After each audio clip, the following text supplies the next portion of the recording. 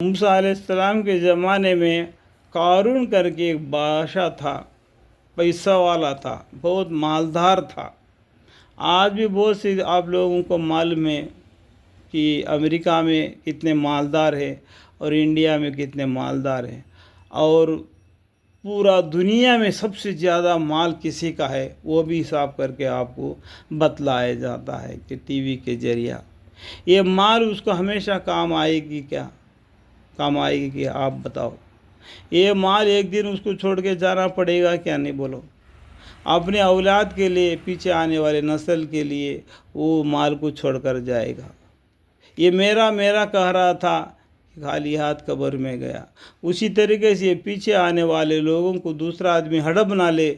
تو دوسرے اپنے خاندان وسیلے والے کو دے کے جائے گا۔ یہ لوگ پھر بھی میرا کر کے اسی طریقے سے زندگی گزاریں گے جیسا اس کا باپ نے زندگی گزارا تھا۔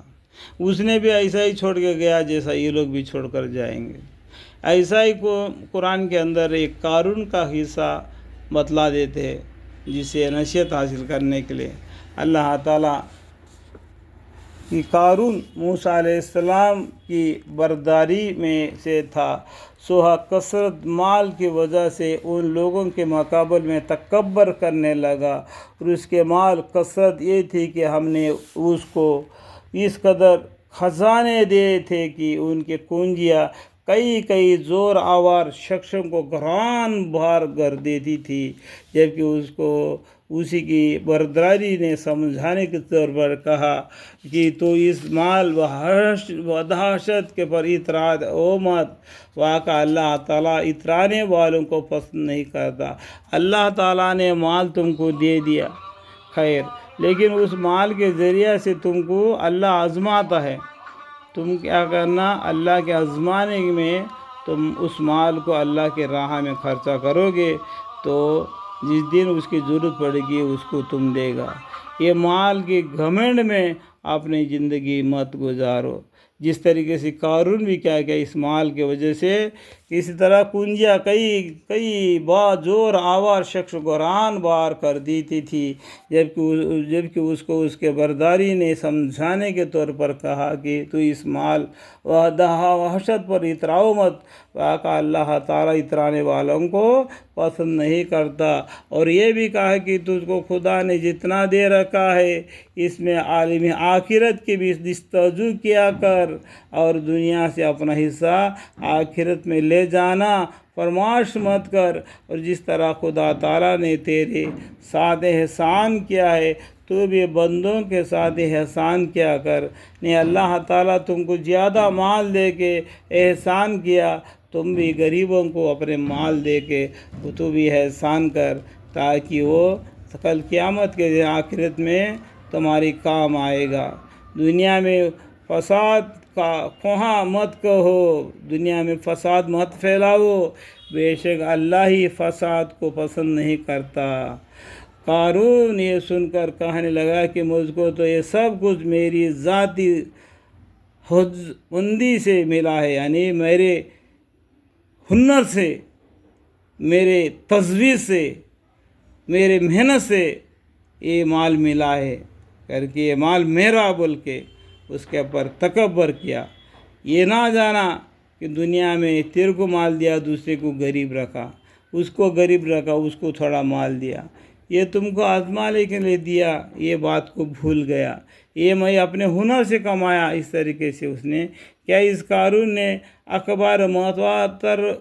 سے یہ نہ جانا کہ اللہ تعالیٰ اس سے پہلے گزشتہ امتوں میں ایسے کو ہلاک کر چکے ہیں جو قوت مال میں بھی اس سے کئی بڑے ہوئے تھے، اور مجمع بھی ان کا اس سے زیادہ تھا، اور اہل جرم سے ان کے گناہوں کا تحقیق کرنے کی غرض سے سوال نہ کرنا پڑے گا۔ پھر ایک بار ایسا اتفاق ہوا کہ وہ اپنی آرائشی اور شان سے اپنے بردراری کے سامنے نکلا۔ جو لوگ اس کے بردراری میں دنیا کے طالب تھے وہ مومن ہو، کہنے لگے کیا خوب ہوتا کہ ہم کو بھی وہ ساز و سامان ملتا جیسا کہ قارون کو ملا ہے۔ جیسا قارون نے ایک مرتبہ کہ اپنا پیسے کو لے کے، اپنے مالداری کو لے کے، دنیا کو جتلانے کے لیے تو گھمنڈ سے نکلا، تو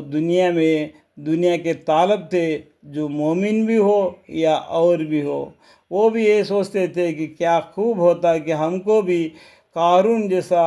ہم کو بھی مال ہوتا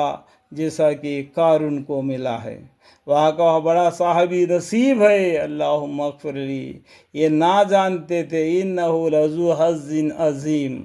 یعنی یہ اصلیت کو نہ جانتے ہوئے وہ لوگوں نے یہ دنیا کے اعتبار سے کہہ دیا کہ واقعہ وہ بڑا صاحب نصیب ہے۔ اور جن لوگوں کو دین کی فہم عطا ہوئی تھی وہ انہیں حریصوں سے کہنے لگے، ارے تمہاری ناس ہو، تم اس دنیا پر کیا لالچاتے ہو؟ اللہ تعالیٰ کا گھر کا ثواب اس دنیاوی کی دفتر سے 1000 درجہ بہتر ہے، جو شخص کو ملتا ہے کہ یہ مال لائے اور نیک عمل کرے، اور پھر وہ ثواب کامل طور پر انہیں کو دیا جاتا ہے جو دنیا کی حرص و طمع سے صبر کرنے والے۔ پھر ہم نے اس قارون کو اور اس کے محاصروں کو اس کے شرارت بڑھانے سے زمین میں دھنسا دیا۔ یہاں پر دیکھو، یہ دھنسا دیا جو بولا ہے نا، اس کے بیچ میں بہت سا بڑا ایک کہانی ہے۔ یہ آپ کو قصص الانبیاء میں پڑھیں گے تو موسیٰ علیہ السلام پر یہ قارون نے کیا الزام لگا دیا، جو اللہ تعالیٰ نے موسیٰ علیہ السلام کو کہہ دیا کہ جو سزا مناسب تم کو جو دینا ہے اس کو دے دو، اس طریقے سے موسیٰ علیہ السلام نے اس کو بددعا دینے کی وجہ سے وہ دنیا نے زمین میں دھنسا دیا گیا۔ اس قصہ کو پورے طور پر آپ لوگ قصص الانبیاء پڑھنے سے معلوم ہو جائے گا کہ یہ تو تھوڑا سا لکھا ہوا ہے اور تھوڑا سا باری بازو میں معنی لکھا ہوتا ہے۔ سو کیا ایسی جماعت نہ ہوئی جو اس کو اللہ کے عذاب سے بچا لیتے، اور نہ وہ خود ہی اپنے کو بچا سکا، اور کل یعنی پچھلے قریب زمانے میں جو لوگ اس سے ایسا ہونے کا تمنا کر رہے تھے کہ وہ آج اس کو زمین میں دھنستا دیکھ کر کہنے لگی بس جی، یوں معلوم ہوتا ہے کہ اللہ اپنے بندوں میں سے جس کو چاہے زیادہ روزی دے دیتا ہے اور جس کو چاہیے تنگی دینے لگتا ہے۔ اگر ہم پر اللہ تعالیٰ کا مہربانی نہ ہوتی تو ہم کو بھی دھنسا دیتا۔ بس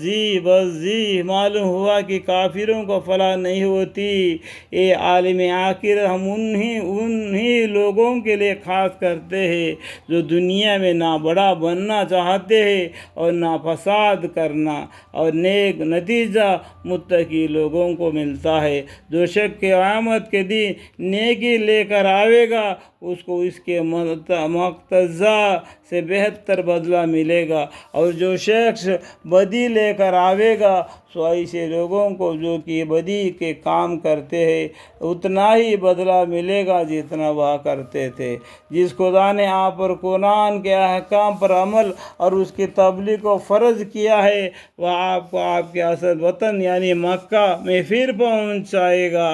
یعنی پیغمبر صلی اللہ علیہ وسلم کو اللہ تعالیٰ تسلی دے رہے، مکہ چھوڑ کے مدینہ آئے تھے، اس کا قصہ آپ کو پچھلا معلوم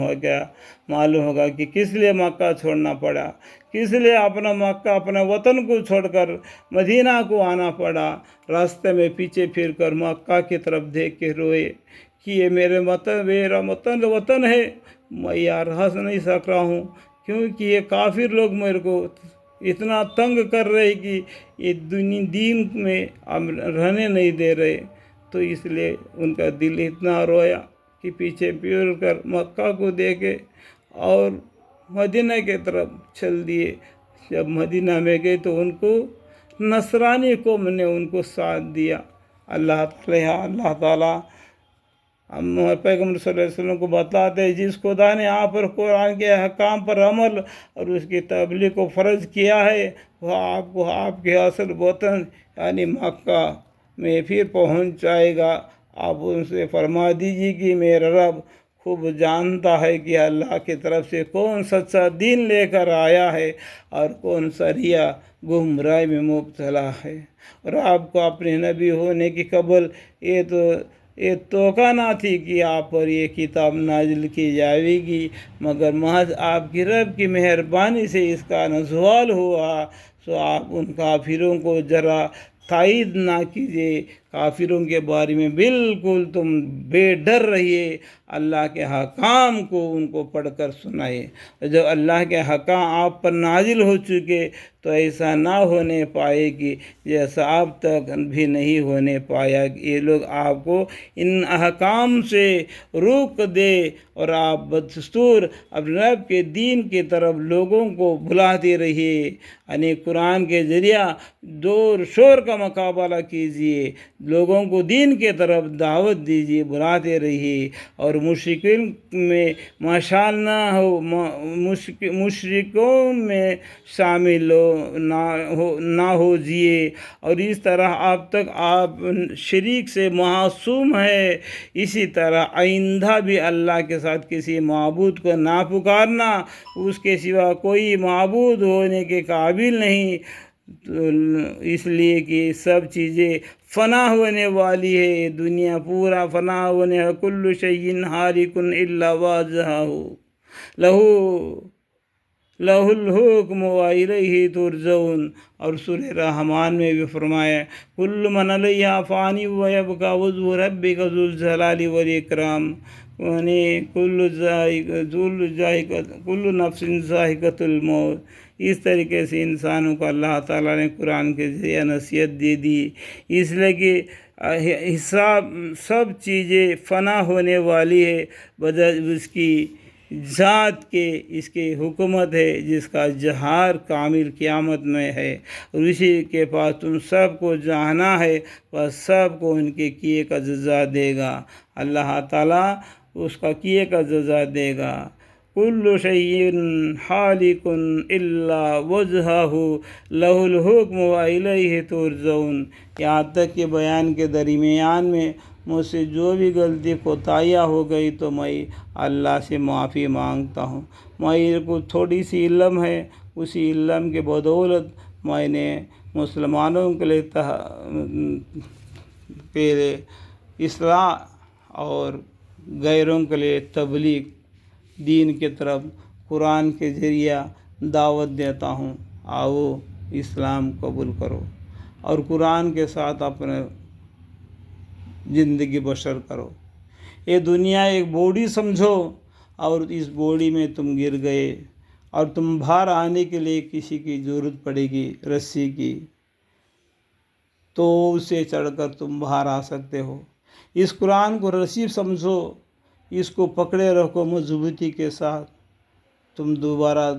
اس بوڑی سے نکل کر باہر دنیا میں آؤ گے۔ اس طریقے سے قرآن کو پکڑ کر اس پر عمل کرو گے، اللہ تعالیٰ اس زمین سے اور بھی اچھا جنت تم کو دے گا تمہارے نام اعمال کے حساب سے، جیسا نام اعمال ہوگا اس کو اسی کے طرح جزا اور سزا دے گا۔ اللہ تعالیٰ سمجھانے کے بعد میں حساب لینے والا ہے، اللہ تعالیٰ سمجھانے کے بعد میں حساب لینے والا ہے۔ نہیں ماننا تو سزا کے حقدار ہوگا، مان لیا اللہ کے رحمت میں آ جائے گا۔ اللہ تعالیٰ سب کو سمجھنے کی توفیق عطا فرمائے، آمین۔ میرے بیان کے درمیان میں اگر مجھ سے تھوڑی سی بھی غلطی ہو گئے تو مجھے معاف فرمائے۔ وآخر دعوانا ان الحمد للہ رب العالمین۔